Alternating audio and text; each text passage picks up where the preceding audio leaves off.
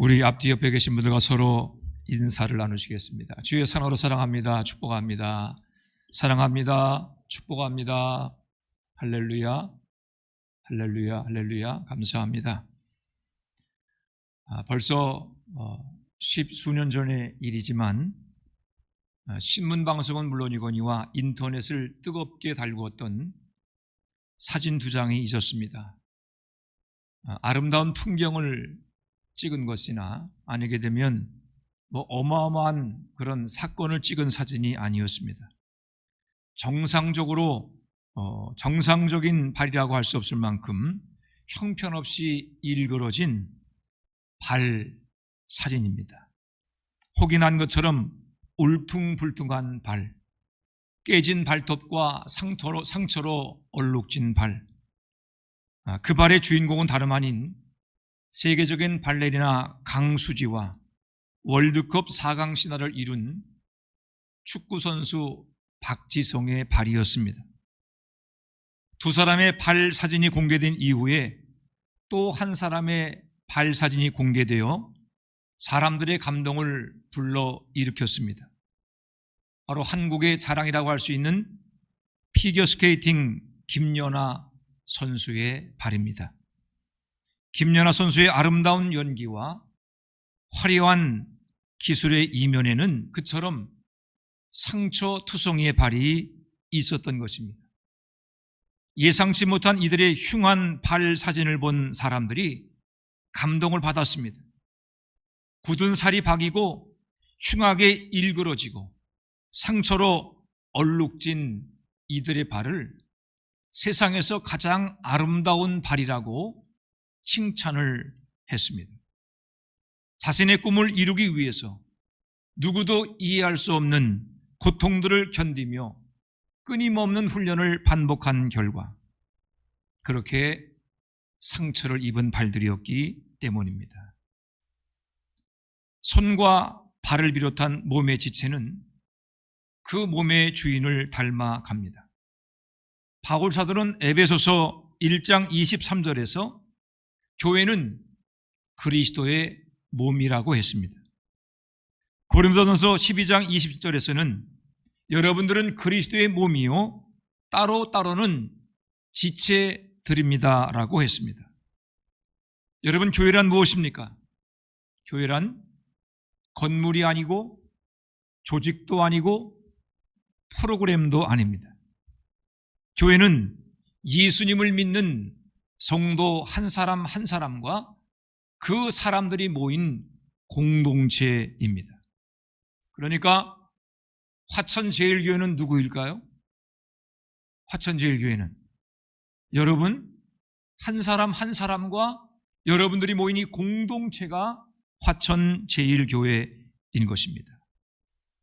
여러분이 교회라고 할 때 그것은 교회 지체라고 하는 의미입니다.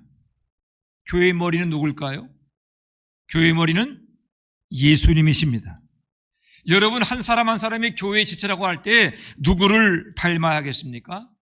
당연히 지체는 머리 되시는 예수님을 닮아야 합니다.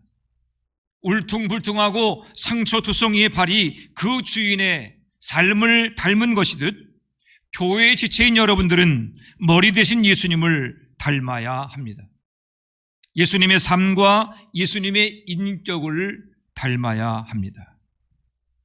여러분들이 교회라고 할 때 여러분들은 누구의 명령에 순종해야 하겠습니까?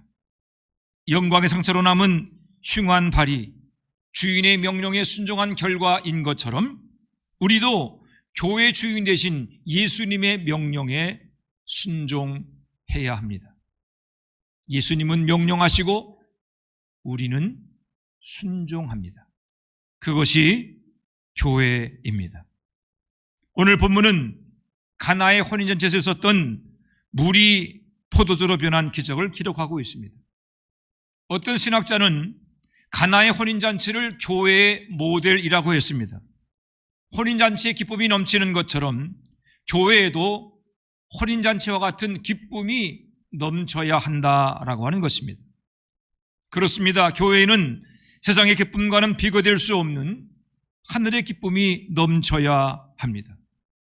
교회란 여러분들 한 사람 한 사람이라고 말씀을 드렸습니다. 그러므로 교회에 하늘의 기쁨이 넘친다고 하는 것은 곧 여러분의 삶에 기쁨이 넘쳐나고 여러분의 얼굴에 환한 웃음이 떠나지 않아야 한다는 뜻입니다. 그것이 가나의 혼인잔치를 통해서 우리가 꿈꾸는 교회입니다. 제가 지난주에 설교를 마치고 유튜브 동영상, 설교 영상을 제가 한번 살펴봤습니다. 굉장히 인상을 쓰고 있더라고요. 웃어보려고 하는데 웃음보다는 인상을 시간이 훨씬 많았습니다. 마치 인상을 쓰고 앉아 계신 여러분들처럼 그렇게 오래도록 인상을 쓰는 모습을 보면서 설교하면서 좀 웃었으면 좋겠다, 미소 지으며 설교했으면 좋겠다, 그런 생각을 했습니다. 가나의 혼인잔치의 기쁨이 가능할 수 있었던 이유는 무엇이겠습니까? 가장 중요한 것은 예수님이 그곳에 계셨기 때문입니다. 예수께서 그 잔치에 함께 하심으로 포도주가 떨어져서 이제 파탄 날 수밖에 없었던 혼인잔치에 큰 기쁨이 넘쳐나게 된 것입니다. 물로 포도주를 만드신 기적에 대한 사도 요한의 해설이 11절에 기록되어 있습니다. 우리 한번 11절 말씀을 다 같이 읽어보겠습니다. 11절 함께 읽습니다. 시작.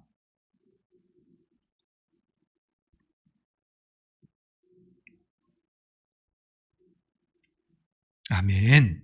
영광이란 빛이라고 하는 뜻이 있습니다. 예수님은 물로 포도주를 만드시는 기적을 행하심으로 자신이 하나님이심을 드러냈습니다. 제자들은 하나님만이 행할 수 있는 기적을 행하시는 예수님을 보고 예수님이 하나님이심을 믿었습니다. 우리가 하늘 영광을 보는 교회가 된다고 하는 것은 이처럼 하나님이신 예수께서 우리와 함께하는 표적이 날마다 나타나는 교회가 된다는 뜻입니다. 예수님이 함께 하시는 교회는 기쁨이 충만합니다. 감사가 넘칩니다. 은혜가 풍성합니다. 서로 섬기며 받드는 뜨거운 사랑이 우리 속에 차고 넘치게 될 것입니다. 우리의 상식을 초월하는 기적 같은 일들이 날마다 나타나게 될 것입니다. 우리가 하늘 영광을 보는 교회가 되면 화천 읍내의 모든 사람들도 우리를 통해서 하늘 영광을 보게 될 것입니다.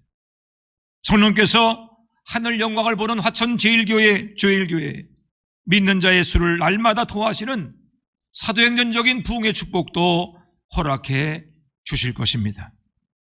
성경은 가나의 혼인잔치의 기적을 통해서 하늘 영광을 보는 교회가 되려면 순종할 것을 가르치고 있습니다. 물로 포도주를 만드시는 기적의 주인공은 당연히 예수님이십니다. 하나님이신 예수님만이 물로 포도주를 만드시는 기적을 행하실 수 있기 때문입니다. 그런데 본문을 보면 예수님은 홀로 기적을 행하지 않았습니다. 하인들에게 항아리에 물을 가득 채우라고 하셨고 그 물을 떠서 잔치를 맡은 사람에게 갖다 주라고 했습니다. 항아리에 물을 가득 채우고 그 물을 다시 떠서 잔치 맡은 사람에게 갖다 주는 그 과정을 통해서 물이 포도주로 변했습니다. 하인들의 순종이 가나의 혼인잔치를 하늘 영광을 보는 곳으로 만든 것입니다. 하늘 영광을 보는 교회도 하나님이신 예수님으로만 가능하지만 그것을 가능케 하는 것은 지체된 여러분들, 성도들의 순종입니다. 순종하는 성도들이 있는 교회에는 하나님이 함께 하신다는 증거, 하나님의 영광이 날마다 나타납니다. 그렇다면 주님께서 가나의 혼인잔치 그 기적을 통해서 우리에게 가르치는 순종은 어떤 것입니까? 첫째로 교회에는 상식적인 순종이 있어야 합니다. 아침 예수님이 계신 곳에 빈 돌 항아리 6개가 있었습니다. 그 항아리는 집에 들어올 때 또는 식사하기 전에 손과 발을 씻는 용도로 사용하기 위해서 물을 담아두는 항아리였습니다. 예수님은 그 항아리에 물을 채우라고 하셨고 하인들은 예수님 말씀에 순종하여 그 6개의 항아리에 물을 가득 채웠습니다. 예수님은 얼마든지 하늘문을 열어 최상급의 포도주가 비처럼 쏟아지게 할 수도 있는 분이었지만 그렇게 하지 않으시고 하인들이 채워놓은 항아리의 물로 기적을 행하셨습니다. 주님은 상식을 초월하는 기적을 행하시기도 하지만 어느 때는 상식적인 순종을 재료 삼아서 기적을 행하기도 하십니다. 항아리에 물을 채운 하인들의 수고는 오늘로 말하면 교회 안에 있어야 할 상식적인 순종입니다. 교회는 하늘 소망을 가진 성도들의 공동체입니다. 우리는 이 땅을 살지만 영원한 천국을 소망하며 영생을 살아가는 천국 백성입니다. 교회는 상식을 믿는 것이 아니라 성경을 믿습니다. 그렇지만 교회는 상식을 부정하지 않습니다. 교회는 상식적인 순종이 있어야 합니다. 주님은 상식적인 순종을 믿음 없음이라고 책망하지 않으십니다. 가나의 혼인잔치에서 하인들의 상식적인 순종을 사용하신 것처럼 주님은 상식적인 순종으로 교회를 든든히 세워가시고 하늘 영광을 보는 교회로 변화시켜 가십니다.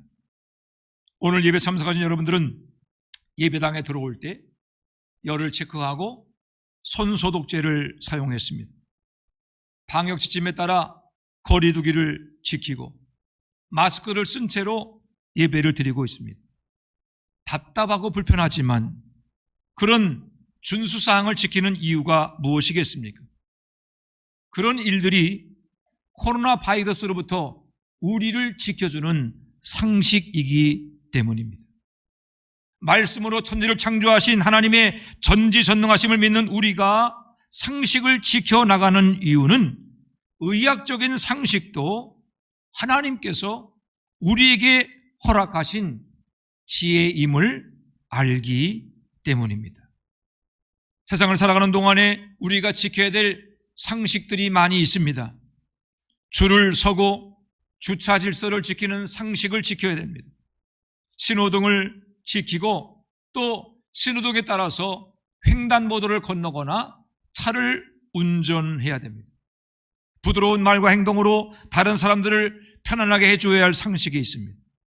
우리 그리스도인들이 세상 속에서 법과 질서와 예의라고 하는 상식을 지키며 살아갈 때 주님께서는 우리 그리스도인들의 상식적인 순종을 통해서도 얼마든지 영광을 받으실 수 있습니다. 예배당 밖에서 지켜야 할 상식이 있다면 교회 안에서도 지켜야 할 상식이 있습니다. 그것은 예수님의 몸된 지체로서 주님께 순종해야 할 상식입니다. 우리는 예수님을 믿는 즉시 교회의 지체가 됩니다. 지체가 되면 우리에게는 할 일이 주어지는 것입니다. 우리 몸에 사지백체가 있고 그것들이 각기 자기 역할을 감당함으로 우리 몸의 건강이 지켜지는 것처럼 모든 성도들이 각기 다른 직분, 각기 다른 역할을 맡아 교회를 섬김으로 주님의 교회가 든든하고 건강하게 서갈 수 있는 것입니다. 그가 누구라도 예수님을 믿는다면 예수님께 교회를 섬기는 직분을 받은 것입니다. 바울 사도는 모든 성도들이 교회 안에서 각자 해야 할 일이 있다고 하는 것을 고린도전서 12장에서 분명히 밝히고 있습니다. 제가 고린도전서 12장을 현대어 성경으로 발췌하여 읽어드릴 텐데 여러분 들어보시고 집에 가서 한번 고린도전서 12장을 자세하게 읽어보시기를 바랍니다.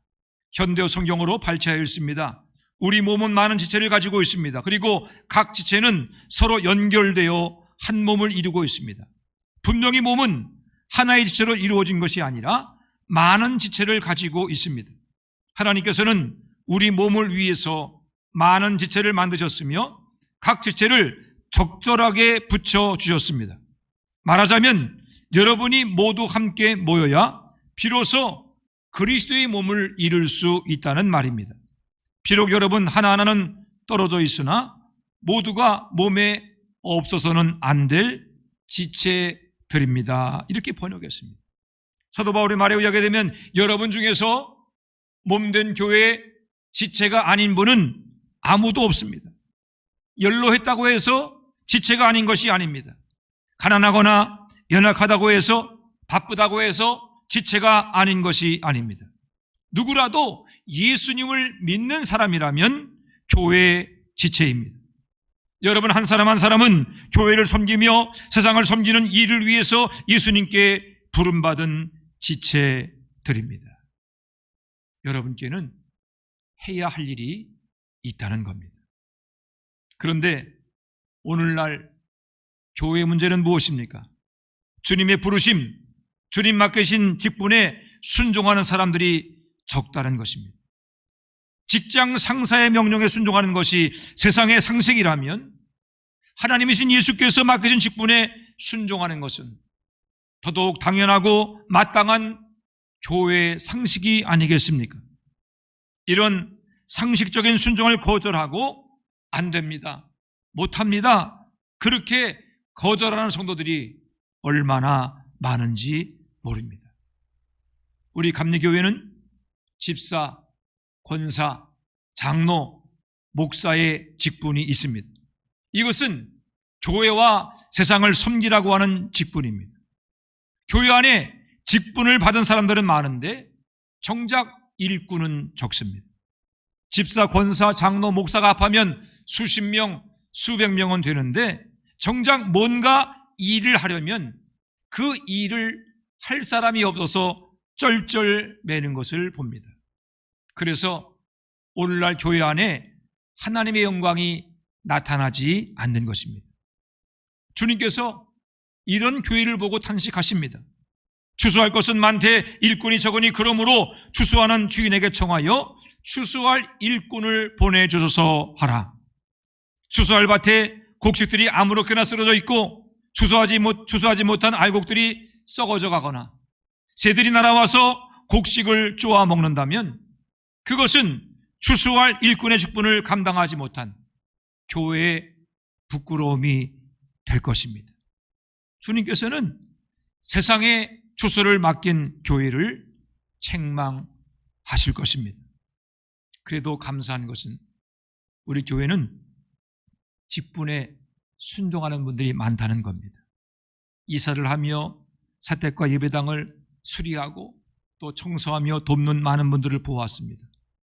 토요일날 새벽 기도회를 끝내고 각자 맡은 장소를 닦고 쓸고 그렇게 청소하는 분들도 보았습니다. 저도 그분들을 보면서 마음에 감동이 되는데 우리 주님께서 얼마나 기뻐하시겠습니까?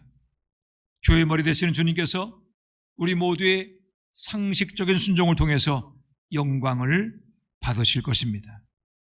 자신이 할 일이 무엇인가를 깨닫고 순종하는 분들이 더 많아지게 되기를 바랍니다.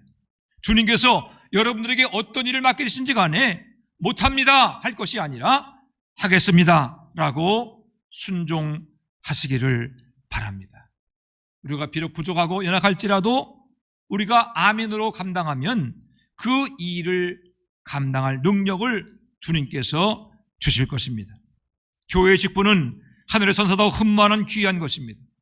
교회의 직분이 별것 아닌 것처럼 가볍게 생각하는 분들은 그 직분을 주신 주님의 마음을 아프게 하는 것입니다. 하나님이신 예수께서 여러분들을 충성되게 보시고 주님의 몸된 교회를 섬길 직분을 주었다는 것이 얼마나 영광스러운 일입니까? 이 귀한 직분을 땅에 묻어두는 어리석은 종이 되어서는 안 됩니다.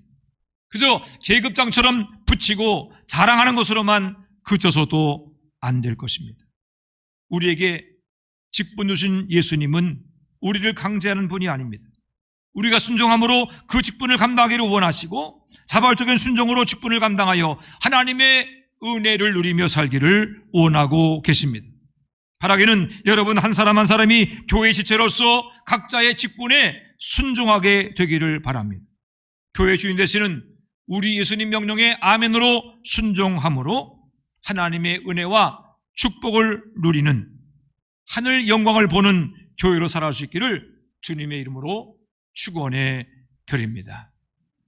두 번째로, 교회에는 상식적인 순종과 함께 성경적인 순종도 있어야 합니다. 지난주에 성경적인 믿음이란 상식적으로 설명되고 이해되지 않더라도 말씀하는 분이 예수님이시기에 그 말씀을 믿는 것이다 라고 했습니다. 성경적인 순종도 마찬가지입니다.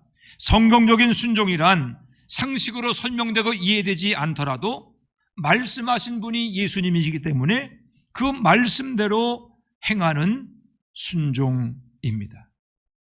성경적인 순종이 어떤 것인가 마르다의 말을 통해서 알 수 있습니다. 우리 5절 말씀을 한번 읽어보겠습니다.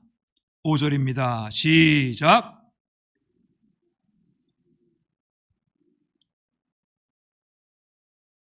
아멘. 그의 어머니가 하인들에게 이르되 너에게 무슨 말씀하시든지 그대로 하라 하니라. 여러분, 성경적인 순종이란 무엇이겠습니까? 순종을 여러 가지로 어렵게 풀어서 설명한 말씀이 있지만, 그러나 저는 오늘 이 5절 말씀이 우리 그리스도인들의 순종을 설명하는 가장 적절하며 쉬운 그러한 본문이라고 생각합니다. 무슨 말씀을 하시든지 그대로 하라. 무슨 말씀을 하시든지 그대로 하는 것이 바로 성경적인 순종입니다.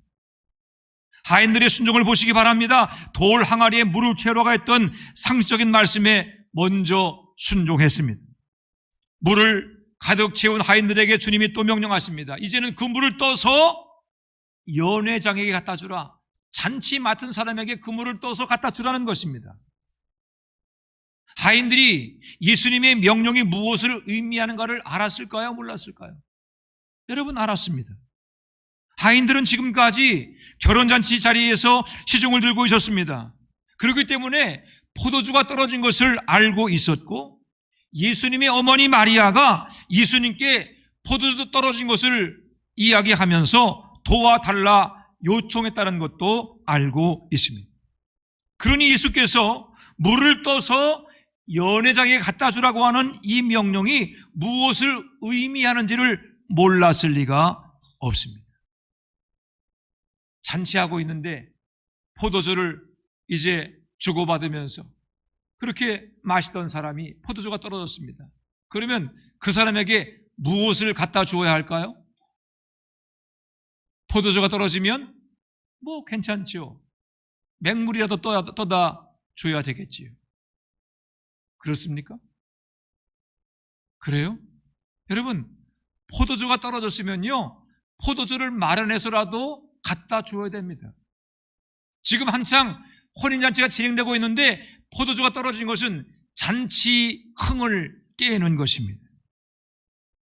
포도주가 떨어졌는데 예수님이 그 잔치 자리에 물을 떠다 주라고 하는 것, 세상 말로 하게 되면 그 물을 받은 사람들이 그 하인들에게 너희가 지금 나를 물 먹이려고 하느냐, 그렇게 책망하고 야단칠 수도 있는 일이었습니다.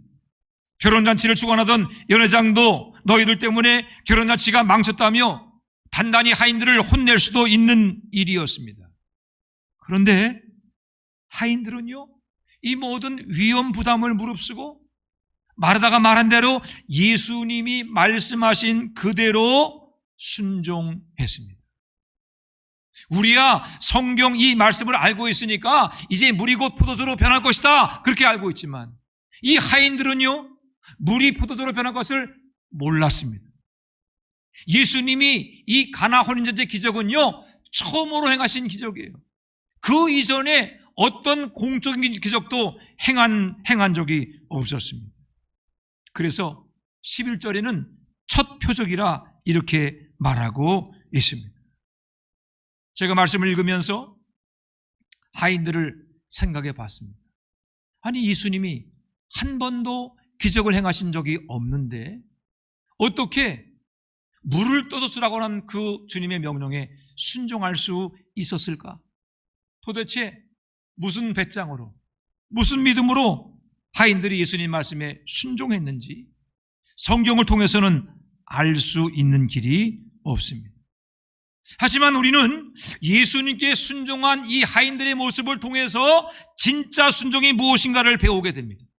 진짜 순종이란 상식적으로 이해되지 않더라도 말씀하신 그대로 순종하는 것입니다. 물을 떠서 갖다 주라고 하는 그 말씀, 그것이 이해되지는 않지만 그러나 예수님이 말씀하셨기에 그대로 행하는 것이 진짜 순종입니다. 하나님의 말씀하신 그대로 행하는 성경적인 순종, 믿음의 순종을 통해서 영광을 받으십니다. 그런 성도, 그런 교회를 기뻐하시고 그런 순종을 통해서 하나님의 영광을 보게 하시는 것입니다. 여러분, 성경적인 순종, 믿음의 순종이 어려운 것은 포도주가 떨어진 곳에 물을 떠다 주라고 하는 말씀처럼 우리를 향한 주님의 말씀이 상식적으로 이해되지 않을 때가 있기 때문입니다. 설명되지 않고 이해되지 않는 말씀에 순종하다가 어려운 일을 만날 수 있고 고난을 당할 수도 있기 때문입니다.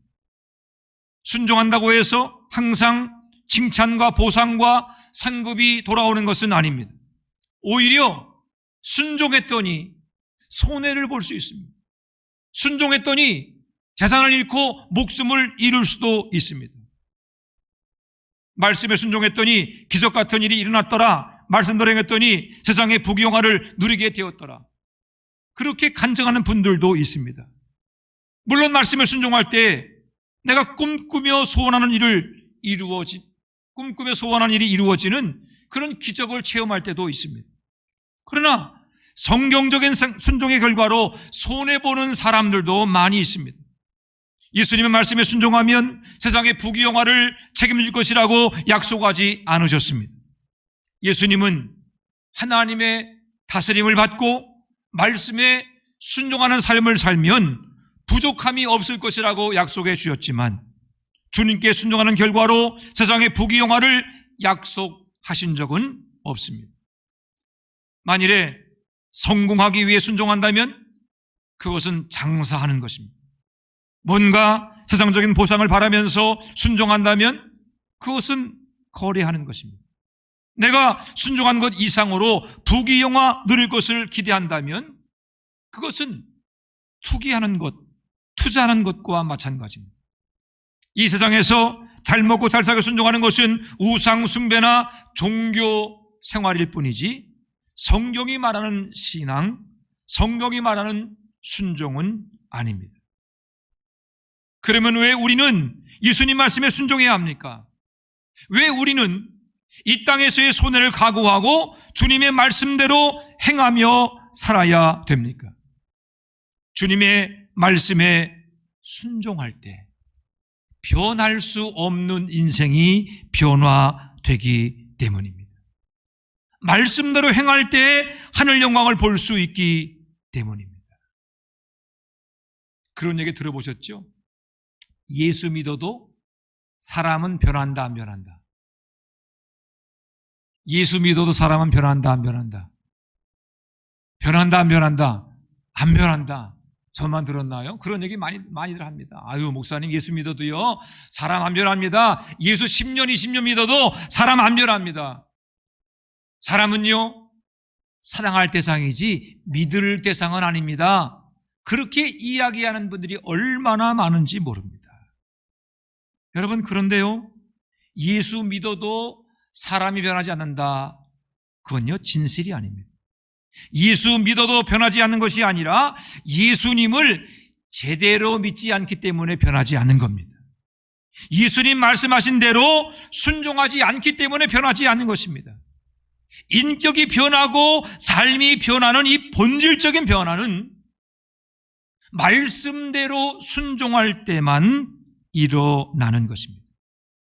물이 변해서 포도주가 되는 것처럼 주님 말씀에 순종하는 자에게 일어나는 본질적인 변화가 구원과 영생입니다. 죄로 지옥 갈 수밖에 없는 인생이 구원을 받고 죽을 수밖에 없는 인생이 영생을 누리게 되는 이 놀라운 변화는 오직 예수님 말씀대로 순종한 사람들에게만 일어나는 그러한 축복입니다. 세상 근심과 염려에 짓눌려 살아가던 인생이 하늘의 평강과 기쁨을 누리는 본질적인 변화도 주님의 말씀대로 행할 때 가능한 것입니다. 우리는 기로에 고작 8,90에 쓰러질 이 세상에 소망을 둔 사람들이 아닙니다. 우리의 소망은 영원한 천국에 있습니다. 우리는 늙고 병들고 그러다가 땅에 묻혀 썩어질 우리 육신과 세상을 집으로 삼는 사람들이 아닙니다. 우리의 집은 하늘에 있습니다. 주님께서 우리를 위해서 예비하신 영원한 천국이 우리의 집입니다. 머지않아 우리 예수님이 재림하시는 그날 우리는 늙지 않고 병들지 않고 지치지 않는 영광의 몸을 입고 부활하여 우리 예수님 사랑하는 성도들과 영생 복락을 누리게 될 것입니다. 물이 변해서 최상의 포도주가 되는 것처럼 주님 말씀에 순종하며 살아가는 성도들은 최상의 기쁨과 최상의 은혜와 최상의 복을 누리는 영원한 천국을 유산으로 받게 될 것입니다. 그것이 우리가 이 땅에서 예수님 말씀에 순종하는 이유입니다. 그것이 우리가 세상의 손해를 각오하고 예수님을 믿는 이유입니다. 그것이 우리가 생명을 바쳐가며 예수님 말씀대로 행하며 살아가는 이유입니다. 교회는 상식적인 순종도 필요합니다. 그러나 상식적인 순종만으로는 하늘 영광을 볼 수 없습니다. 상식적인 순종으로는 죄를 이기고 악한 마귀를 이길 수 없습니다. 주님이 약속하신 궁극적인 승리, 천국과 영생을 누릴 수 없습니다. 상식적인 순종에서 성경적인 순종까지 나아가야 합니다. 너희에게 무슨 말씀을 하시든지 그대로 하라. 상식을 초월하는 주님의 말씀에 아멘하며 순종해야 합니다. 그처럼 상식을 초월하는 성경적인 순종만이 물을 포도주로 변하게 하는 놀라운 영광을 보게 할 것입니다. 우리 죽을 몸을 영광의 몸으로 연약한 교회를 죄를 이기고 세상을 이기고 악한 마귀를 이기는 하늘 영광을 보는 교회로 변화되게 할 것입니다. 저는 우리 화천제일교회가 상식적인 순종을 넘어 주님의 명령에 아멘으로 응답하는 진정한 순종이 있는 교회가 되기를 소망합니다. 성령께서 우리 모두에게 그런 성경적인 순종의 믿음을 주시기를 기도합니다. 그리함으로 변하지 않던 죄인들이 진짜 하나님 백성으로 변화되는 기적, 세상에 매인 인생들이 영원한 천국을 보고 영생을 누리는 기적, 하늘 영광을 우리의 눈으로 보고 세상에 보여주는 진정한 교회로 세워지기를 우리 주님의 이름으로 축원해 드립니다. 기도하겠습니다. 하나님, 은혜와 사랑을 감사드립니다. 예수 믿어 구원받게 하시고 하나님의 자녀가 되게 하심을 감사합니다. 우리의 일상 속에서도 물이 변하여 포도주가 되는 것 같은 하나님 놀라운 기적들이 일어나게 하여 주시옵소서. 무엇보다 절대 변하지 않을 것 같은 우리의 인격, 우리의 성품, 우리의 말과 행실이 변하게 하시고 우리의 모습이 그리스도 예수를 닮아가는 그러한 놀라운 변화가 일어나게 하옵소서. 그리함으로 물이 변해서 포도주가 되는 기적을 통해 하나님의 영광을 보게 된 것처럼 우리가 변하여 그리스도 예수를 닮아가는 아름다운 변화를 통하여 우리 자신이 먼저 주님의 살아계심을 보게 하시고 우리 옆에 있는 많은 사람들이 하나님을 볼 수 있는 주의 영광을 보는 교회로 세워지게 하여 주시옵소서. 주님, 몸된 교회를 날마다 붙잡아 주시고 영광받아 주시옵시고 이 마지막 시대에 주님의 소원을 이루어가는 진정한 교회로 우뚝 서게 하옵소서. 감사드리며 예수님의 이름으로 기도해 싸움나이다. 아멘.